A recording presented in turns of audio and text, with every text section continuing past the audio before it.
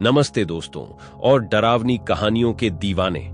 आज की कहानी राजस्थान के रेतीले ढोरों से आती है, जहां खून चूसने वाली बीवी का खौफ गांव वालों को डराता है। क्या वीर अपनी प्यार करने वाली पत्नी सलोनी को इस अभिशाप से बचा पाएगा? ये जानने के लिए पूरी कहानी देखें। अगर आपको ये कहानी रोंगटे खड़े कर दे तो लाइक करना ना भूलें। हमारे चैनल को सब्सक्राइब कर लीजिए ताकि आप कोई भी कहानी मिस ना करें। कमेंट में बताइए आपको ये कहानी कैसी लगी और क्या आपको लगता है वीर सचमुच सलोनी को बचा पाएगा? राजस्थान की रेतीली धरती पर बसा गांव मारवाड़ सदियों पुराने राजों को अपने सीने में समेटे हुए था, लेकिन हाल ही में गांव में एक नया खौफ फैल चुका था। खून चूसने वाली बीवी की कहानी। शुरुआत धीमी थी। गांव के सबसे मजबूत इंसान लोहार लखन की अचानक मौत हो गई। रात भर उनके कमरे से कराहने की आवाजें आती रहीं, लेकिन सुबह उन्हें पाया गया तो वो सूख चुके थे, चेहरा सफेद और शरीर खून की एक बूंद के बिना। फिर कुछ ही हफ्तों बाद जौहरी हीरालाल की बारी आई। उनकी मौत भी लखन जैसी ही हुई। गांव में दहशत फैल गई। बुजुर्गों ने बताया कि ये किसी खून चूसने वाली बीवी का काम है, एक ऐसी औरत जो रात में अपने पति का खून चूसकर जवान रहती है। गांव के युवा वीर सिंह को ये कहानियां बचपन से ही डराती थीं, लेकिन अब ये सिर्फ कहानियां नहीं रहीं, ये हकीकत बन चुकी थी। वीर की होने वाली पत्नी सलोनी अभी दूर एक शहर में पढ़ रही थी। वीर को डर था कि कहीं ये अभिशाप उसकी शादी पर भी ना पड़ जाए। एक रात गांव के चौपाल पर इकट्ठे लोगों में से एक बूढ़े नेताजी ने बताया कि वे जानते हैं खून चूसने वाली बीवी को रोकने का उपाय। उनके मुताबिक ऐसी औरत को पकड़ने के लिए अगले पूर्णिमा की रात को मरे हुए पति के शरीर पर खास जड़ी बूटियों का लेप लगाना होता है। ये लेप उस औरत को अपनी तरफ खींच लेगा। वीर को यह उपाय तो जोखिम भरा लगा, लेकिन गांव को बचाना भी जरूरी था। उसने फैसला किया कि वो ही लखन के शरीर पर लेप लगाएगा। गांव वालों ने उसे मना किया, लेकिन वीर अडिग रहा। पूर्णिमा की रात आई। आसमान में चांद खून से लथपथ लग रहा था। वीर घबराहट से कांपते हुए लखन के शरीर पर लेप लगाने लगा। तभी अचानक हवा में एक खौफनाक हंसी गूंजी। एक लंबे काले घूंघट वाली औरत सामने आई। उसकी आंखें चमक रही थीं और चेहरे पर एक खूंखार मुस्कान थी। ये खून चूसने वाली बीवी थी। वो लखन के शरीर की तरफ लपकी, लेकिन तभी लेप ने अपना असर दिखाया। औरत चीख उठी और पीछे हटने लगी।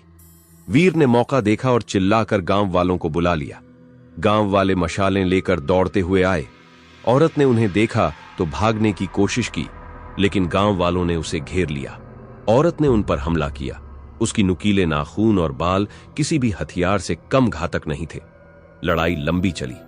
आखिरकार नेताजी ने वो खास जड़ी बूटी निकाली जिसे औरत सबसे ज्यादा नफरत करती थी। जैसे ही जड़ी बूटी की खुशबू हवा में फैली, औरत चीख उठी और राख बनकर उड़ गई। गांव वालों ने राहत की सांस ली। खून चूसने वाली बीवी का अंत हो चुका था, लेकिन उनकी खुशी ज्यादा दिन नहीं टिकी। कुछ महीनों बाद सलोनी गांव वापस लौटी। वीर उससे शादी करने के लिए बहुत खुश था। शादी के बाद एक रात वीर को अचानक प्यास लगी। वो उठा और रसोई में गया। वहां उसने सलोनी को देखा, जो एक प्याले से लाल रंग का तरल पदार्थ पी रही थी। अंधेरे में उसे साफ दिख नहीं रहा था, लेकिन वो तरल पदार्थ खून जैसा गाढ़ा लग रहा था। वीर की सांस अटक गई। क्या सलोनी ही खून चूसने वाली बीवी थी? वीर कुछ कह नहीं पाया। सलोनी ने उसे देखा तो मुस्कुरा दी, एक खौफनाक सी मुस्कान। वीर, तुम जाग रहे हो? उसने पूछा। उसकी आवाज में एक अजीब सी मिठास थी। वीर पीछे हटने लगा। वो क्या पी रही थी तू? उसने स्टैमरिंग आवाज में पूछा। सलोनी धीरे से वीर के पास आई और प्याला उसकी तरफ बढ़ा दिया। अरे, ये तो सिर्फ अनार का रस है, उसने कहा। तुम भी थोड़ा पीते हो? वीर ने प्याला लेने से इनकार कर दिया। उसका दिमाग सवालों से घिरा हुआ था। क्या वो गलत समझ रहा था? क्या सलोनी निर्दोष थी? लेकिन फिर वो खून जैसा तरल पदार्थ। कुछ दिन बीत गए। वीर को लगने लगा कि शायद वो वाकई गलत समझ बैठा था। सलोनी एक प्यार करने वाली पत्नी थी, लेकिन वीर को कभी कभी रात में अजीब सी आवाजें सुनाई देती थीं, मानो कोई खरोंच रहा हो। एक रात वीर की नींद खुल गई। उसने देखा कि सलोनी उठी हुई है और कमरे से बाहर जा रही है। उसने चुपके से उसका पीछा किया। सलोनी गांव के बाहर एक सुनसान खंडहर तक गई। वहीं उसने अपना घूंघटा उतार दिया और उसकी खूबसूरत त्वचा के नीचे से एक भयानक राक्षसी रूप सामने आया। वीर को यकीन नहीं हो रहा था। उसकी प्यारी सलोनी असल में खून चूसने वाली बीवी थी। वो छिप कर देखता रहा। राक्षसी सलोनी खंडहर के पास खुदाई कर रही थी और एक ताबूत निकाल रही थी। ताबूत खोलते ही उसमें से एक कमजोर बूढ़ा आदमी उठा। ये आदमी कोई और नहीं बल्कि गांव का सबसे उम्रदराज व्यक्ति बाबा रामदास था। वीर को सारी कहानी समझ में आ गई। बाबा रामदास कई साल पहले खून चूसने वाली बीवी का शिकार हुआ था, लेकिन वो किसी तरह बच गया। इसके बाद उसने खुद को जिंदा रखने के लिए हर पूर्णिमा की रात किसी युवा पुरुष का खून चूसता था। सलोनी असल में बाबा रामदास की परछाई थी, जिसे उसने अपने खून से पैदा किया था।